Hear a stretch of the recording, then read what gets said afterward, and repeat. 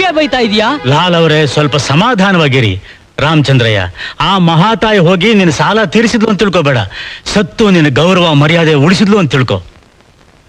ಹೌದು ಕಣಯ್ಯ, ಆ ಸೀತಾ ಮಾತೆ ರಾವಣಾಸುರನಿಂದ ಹಿಂತಿರುಗಿ ಬಂದಾಗ ಅವಳನ್ನೇ ಅಗ್ನಿ ಪರೀಕ್ಷೆ ಶೀಲ ಪರೀಕ್ಷೆಗೆ ಈಡು ಮಾಡಿದ ಗಂಡು ಪ್ರಪಂಚ ಕಣಯ್ಯ ಇದು.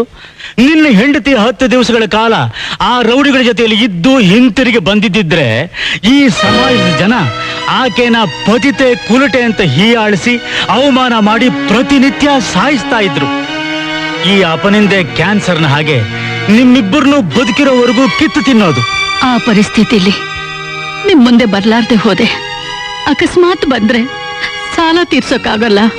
ಸಾಲದಕ್ಕೆ ಅಪನಿಂದನೆ ಬೇರೆ ತಲೆ ಮೇಲೆ ಬೀಳುತ್ತಲ್ಲ ಅಂತ ಹೆದರಿ ಪ್ರತಿದಿನ ಪ್ರತಿ ಕ್ಷಣ ತತ್ತರಿಸ್ತಾ ಕೊನೆಗ ಆತ್ಮಹತ್ಯೆ ಮಾಡ್ಕೊಳ್ಳೋಣ ಅಂತಾನೂ ಪ್ರಯತ್ನ ಮಾಡಿದೆ ರೀ. ಆದ್ರೆ ಆ ಸಮಯದಲ್ಲಿ ನನ್ನ ಹೊಟ್ಟೆಲಿದ್ದ ಮಗು ನನ್ ಕಟ್ಟಾಕ್ಬಿಡ್ತು ರೀ. ಸರ್, ಇಷ್ಟು ವರ್ಷಗಳು ನನ್ನ ಹೆಂಡತಿ ತೀರ್ಕೊಂಡ್ಲು ಅಂತ ತಿಳ್ಕೊಂಡಿದ್ದೆ. ನಿಮ್ಮ ಏಜೆಂಟ್ರು ಅದನ್ನು ನಂಬಿ ನನ್ನ ಶ್ರೀಮತಿಗೆ ಬರಬೇಕಾದ 25,000 ರೂಪಾಯಿನ ಸಿನ್ಸಿಯರಾಗಿ ಕೊಡಿಸಿದ್ರು. ಅದೃಷ್ಟವಶಾತ್ ನನ್ನ ಶ್ರೀಮತಿ ಬದುಕಿದ್ದಾಳೆ. ಅದೀಗ ತಾನೇ ಗೊತ್ತಾಯ್ತು. ಇಷ್ಟಾದ ಮೇಲೆ ತಮ್ಮ ಆಫೀಸಿನ ಹಣ ದುರುಪಯೋಗ ಆಗಬಾರ್ದು ಅಂತ ಬಡ್ಡಿ ಸಮೇತ ಅದನ್ನು ವಾಪಸ್ ಕೊಡ್ತಾ ಇದ್ದೀನಿ. ದೇವ್ರು ನಿಮ್ಗೆ ಒಳ್ಳೇದು ಮಾಡಲಿ.